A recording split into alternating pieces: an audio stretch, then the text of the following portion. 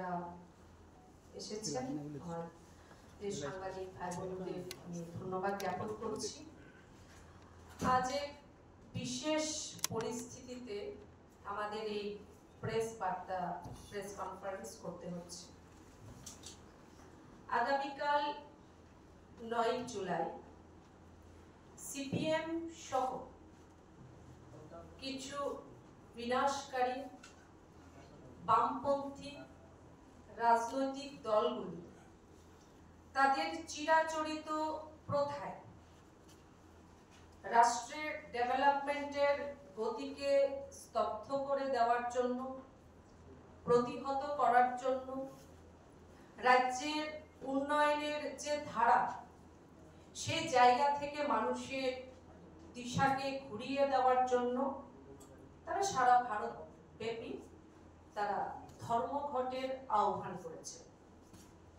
যদিও এটা আমাদের জন্য হাস্যকর বলতে পারি বা আশ্চর্যজনক একটি ঘটনা, আমরা যদি এ রাজ্যের ইতিহাসও দেখি, লক্ষ্য করি, 2018 সাল পর্যন্ত তাদের সরকার ছিল কমিউনিস্টদের। আমরা তখনও দেখেছি বিভিন্ন সময় সরকার তাদের কিন্তু রাস্তায় দাঁড়িয়ে লড়াই করে বাঁচতে চায়, আন্দোলন করতে হবে। আমি এই জায়গায় দাঁড়িয়ে কয়েকটি বিষয় আমি বলতে চাই যে নিশ্চিতভাবে আজ রাজ্যে অ্যাক্টিভ জায়গায় 8টি ন্যাশনাল হাইওয়ে, আজ রাজ্যে যেখানে শূন্য ছিল সেই জায়গায় 20টির ওপর এক্সপ্রেস ট্রেন আজ বাধারঘাট রেল স্টেশন থেকে ভারতবর্ষের বিভিন্ন রাজ্যে ছুটছে। আজ রাজ্যে প্রতিদিন 16টির ওপর বিমান ওঠানামা করছে। আজ রাজ্যে আমরা যদি বলি ডেন্টাল কলেজের কথা, আজ রাজ্যে আমরা যখন বলি যে সরকার বিনা আন্দোলনে আজ 2018 থেকে 2025 পর্যন্ত আমরা যদি উন্নয়নের ভারতীয় জনতা পার্টির নেতৃত্বাধীন সরকারের ডেভেলপমেন্টের স্কেল এবং স্পিড দেখি, সেখানে প্রত্যেক স্কেল এবং স্পিডে কোন রকম ব্রেক নেই, কোন রকম আন্দোলন নেই, কোন রকম ধর্মঘট আমাদের করতে হয়নি। ভাতার জন্য সামাজিক ভাতা যারা তথাকথিত যারা বলছেন আমরা মেহনতি শ্রমিক কৃষকদের সরকার, আমরা দেখেছি তাদের 25 বছর 35 বছর যারা কৃষকদের কাছ থেকে 1 কেজি ধান ক্রয় করার মতো নীতি পর্যন্ত তারা পলিসি পর্যন্ত নিতে পারেননি, তারা বলেন তারা কৃষকের সরকার ছিলেন। আমাদের অন্নদাতা কৃষকদেরও একটি সম্মান প্রয়োজন। এই ভাবনা, এই চিন্তা, স্বাধীনতার এত বছর 2014 পর্যন্ত কোন রাষ্ট্রপ্রধান যখন কোন নীতি পলিসি নিতে পারলেন না, তারাই আবার বলেন তারা নাকি কৃষকদের জন্য ছিলেন। আমরা দেখেছি যে 2014 সালে ভারতবর্ষের প্রধানমন্ত্রী নরেন্দ্র মোদীজি যখন মা ভারতের দায়িত্ব নিলেন, তখন প্রথম উনি এই দেশের গরিব, সেখানে মহিলা এবং কৃষক কল্যাণে উনি অনেক পলিসি উনি নিয়েছেন। আজ সাবরুমের কৃষক, আজ ধর্মনগরের কৃষক, আজ আগরতলার কৃষক ধান উৎপাদন করে ঘরে বসে থাকেন। ভারতবর্ষের প্রধানমন্ত্রী প্রতি বছর তার অ্যাকাউন্টে 6000 টাকা করে কিষাণ সম্মান নিধির মাধ্যমে প্রদান করেন। সংহিতার 11 নম্বর ধারা কি বলছে? ভারতীয় ন্যায় সংহিতার 11 নম্বর ধারাকে উনি, আমি জানি না কেন, শ্রমিকদের সঙ্গে উনি গুলিয়ে দিলেন। আমার মনে হয় এই আইনের এই ভুল অপব্যাখ্যার জন্য উনার বিরুদ্ধে কেস হওয়া উচিত, উনার শাস্তি হওয়া উচিত। উনি বলছিলেন যে শ্রমিক বিরোধী এই সরকার ভারতীয় ন্যায় সংহিতাকে শ্রমিকদের বিরুদ্ধে 11 নম্বর ধারাতে বিভিন্ন রকম এরকম কিছু বিষয় আনা হয়েছে, কিন্তু ভারতীয় ন্যায় সংহিতা 11 নম্বরের ধারা কি বলছে? ভারতীয় ন্যায় সংহিতা 11 নম্বর ধারা বলছে যে ভারতবর্ষের মধ্যে যদি 1 বা একাধিক ব্যক্তি কোন রকম হত্যা, কোন রকম অপরাধ, এক্সট্রিম কিছু অপরাধ, অপহরণ, ডাকাতি, এই ধরনের ঘটনা যদি করে থাকে তাহলে তার বিরুদ্ধে ব্যবস্থা নেওয়া হবে। আজ আমাদের এই সরকার আসার পর আমি জানি, কারণ নিশ্চিতভাবে এই সরকার কতটা কাজ শ্রমিকদের জন্য করেছে, কতটা কাজ কৃষকদের জন্য করেছে, কতটা কাজ মহিলাদের জন্য করেছে।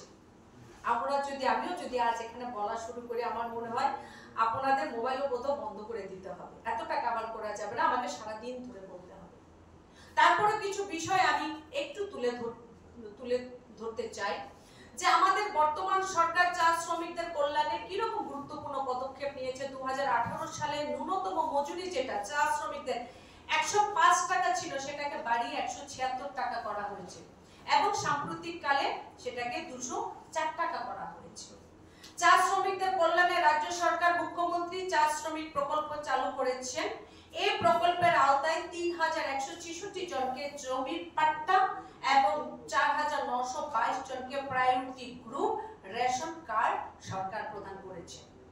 2018 সালের পর রাজ্যের নির্মাণ শ্রমিকদের কল্যাণে একাধিক যুগান্তকারী পদক্ষেপ আমাদের সরকার নিয়েছে। সেখানে যদি আমরা দেখি, তার মধ্যে উল্লেখযোগ্য কতগুলি হলো: বিবাহের আর্থিক সহায়তা 10,000 টাকা থেকে বাড়িয়ে 50,000 টাকা করা হয়েছে। মাতৃত্বকালীন সুবিধা 5,000 টাকা থেকে বাড়িয়ে 8,000 টাকা করা হয়েছে। কোন শ্রমিকের যদি মৃত্যু হয়, তার অন্ত্যেষ্টিক্রিয়ার জন্য আর্থিক সহায়তা 5,000 টাকা থেকে বাড়িয়ে 10,000 টাকা করা হয়েছে। নির্মাণ শ্রমিকদের মৃত্যুর পর পরিবারকে সহায়তা স্বাভাবিক মৃত্যুর ক্ষেত্রে 20,000 টাকা থেকে বাড়িয়ে 2 লাখ টাকা করে করা হয়েছে এবং দুর্ঘটনাজনিত মৃত্যুর ক্ষেত্রে 40,000 টাকা থেকে বাড়িয়ে 4 লাখ টাকা করা হয়েছে। পেনশনের সুবিধা পাওয়ার জন্য 60 বছর পূর্ণ হওয়ার পর 6 মাসের মধ্যে আবেদন করার যে নিয়ম, সেটাকে শিথিল করা হয়েছে। এরকম কয়েকশো যোজনা, পলিসি আমাদের সরকার এই রাজ্যের যারা মেহনতি, যারা গরিব মানুষের কল্যাণের জন্য নিয়েছে। আমরা নিশ্চিতভাবে আমরা প্রত্যেকে জানি যে কাল আমাদের খাচ্চি অর্থাৎ জাতি জনজাতিদের আস্থা বিশ্বাসের যে মেলবন্ধন, যে উৎসব, সেই উৎসবের সমাপ্তি দিন। এই ধরনের উৎসবকে ব্যাঘাত বা বিঘ্ন সৃষ্টি করা উৎসবের পথে একটি প্রয়াস আবারও আমাদের রাজ্যে আমার মনে হয় কমিউনিস্টরা নিয়েছেন। এই ধরনের প্রয়াস নিয়ে তারা আবারও প্রমাণ করেছে যে তারা বাস্তবিক, আমরা যেটা বলি যে শুধুমাত্র তারা দেশ বিরোধী, রাষ্ট্র বিরোধী শক্তি না, তারা প্রমাণ করে দিয়েছেন যে তারা ধর্ম বিরোধী, তারা সংস্কৃতি বিরোধী। এই কর্মনাশা, এই সর্বনাশা বন্ধ, যে বন্ধের কারণে, একদিনের বন্ধের কারণে প্রায় 25,000 কোটি টাকার উপর ক্ষতির সম্মুখীন ভারত সরকারকে হতে হয়। এত কাজ হলো, এত ডেভেলপমেন্ট হলো, দেশ বিরোধী, রাষ্ট্র বিরোধী মানসিকতা তারা রাখেন, সেটা ধর্মঘট ডেকে হোক, বন্ধ ডেকে হোক, ভারতীয় সেনার শৌর্যের পরিচয়কে অস্বীকার করে হোক। আজ তিরঙ্গা হাতে তাদেরকে কিন্তু আমরা মিছিল করতে দেখিনি। আরে প্রধানমন্ত্রীকে ধন্যবাদ না দেওয়া হোক, বাট আফটার অপারেশন সিন্ধু একটি রাজনৈতিক দল হিসেবে না হোক, একজন ভারতীয় হিসেবে আমরা আশা করেছিলাম যে প্রত্যেকে আমরা সেনাবাহিনীর শৌর্যকে আমরা সেলুট জানাবো, সেটা কিন্তু আমরা দেখিনি। আজ তাদের মনে পড়লো যে পেহেলগামের ঘটনার কথা। আমরা যদি দেখি যে কর্পোরেট ট্যাক্স, আমি জানি না মাননীয় প্রাক্তন সাংসদ যতদিন উনি সাংসদ হিসেবে ছিলেন, ত্রিপুরা রাজ্যের আওয়াজ হতে কখনো পার্লামেন্টে আমরা দেখিনি। আজ হয়তো এই বয়সে এসে উনি সেঞ্চুরি করতে চাইছেন কিনা জানি না, এত ভুল তথ্য প্রদান করে উনি কর্পোরেট ট্যাক্স নিয়ে একটি তথ্য দিচ্ছিলেন যেখানে সম্পূর্ণ ভুল। এটা ইচ্ছে করে দেওয়া হচ্ছে নাকি মোটিভকে ঘোরানোর জন্য, দিশাকে, মানুষের দিশাকে অন্য জায়গায় নিয়ে যাওয়ার জন্য, ভারতবর্ষের যে ডেভেলপমেন্টকে সেটাকে যেন মানুষ আরো জানতে না পারে তার জন্য মানুষকে বিভ্রান্ত করেছেন আমি জানি না, নাকি উনি তথ্যই রাখেন না, তথ্য জানার চেষ্টা করেন না, এটা আমি জানি না। উনি তথ্য দিয়েছেন কর্পোরেট ট্যাক্স নিয়ে, আমি আপনাদের বলছি সেটা কিন্তু পাপিয়া দত্ত বা ভারতীয় জনতা পার্টির তাদের মতো, ওটা ওই তথ্য যেটা মেলানমার থেকে যে তথ্য পরিবেশন হয়েছে প্রেস কনফারেন্সে, আমি নিশ্চিতভাবে বলতে পারি এটা সিপিএম এর তথ্য, সিপিএম এর বই থেকে এসেছে। কিন্তু আমি আজকে বসে যে তথ্য দিচ্ছি এটা আমার ব্যক্তিগত তথ্য বা পার্টির ব্যক্তিগত তথ্য নয়।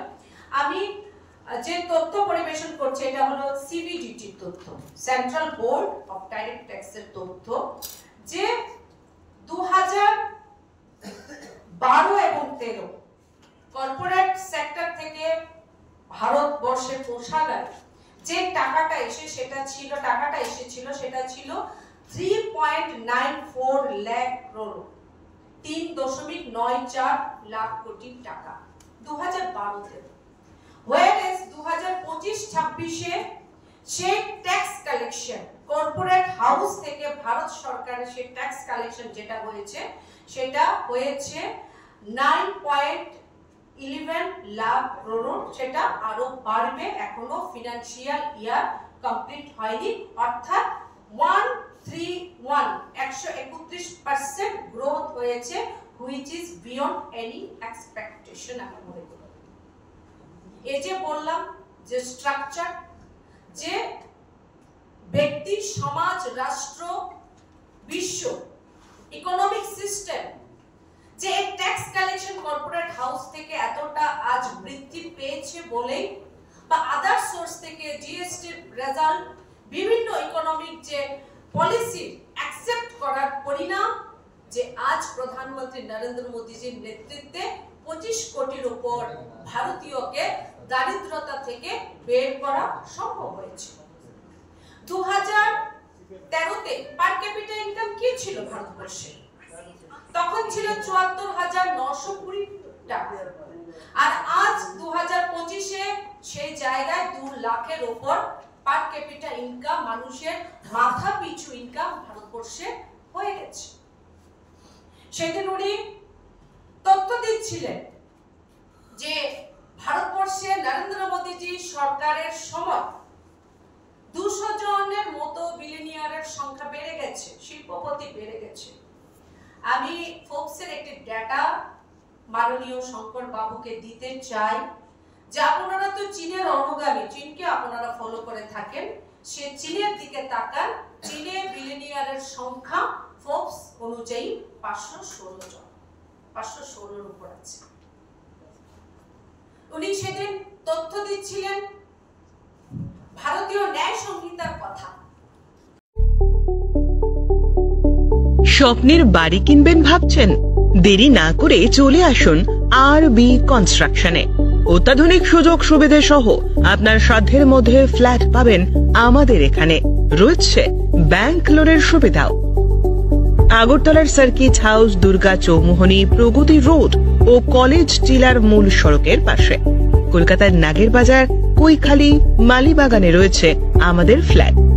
প্রতিটি ফ্ল্যাটে রয়েছে পার্কিং ও লিফটের সুবিধে, পরিশোধিত পানীয় জল, জেনারেটর সহ আলাদা ট্রান্সফরমার। তাছাড়াও নিরাপত্তার জন্য থাকছে দিবারাত্রি সিকিউরিটি গার্ড, রয়েছে সিসি ক্যামেরার নজরদারিও। তাহলে দেরি না করে আজই যোগাযোগ করুন আরবি কনস্ট্রাকশনে। আমাদের ঠিকানা আরবি construction, Jhuma Chakraborty, circuit house, পুরনো রাজভবনের পিছনে। যোগাযোগ 8787495180 এবং 9436123139 এই নাম্বারে। জুড়ে থাকে বাঁধন আপনার চেয়েও আপন, জুড়ে থাকে বাঁধন আপনার চেয়েও আপন, আপনার চেয়েও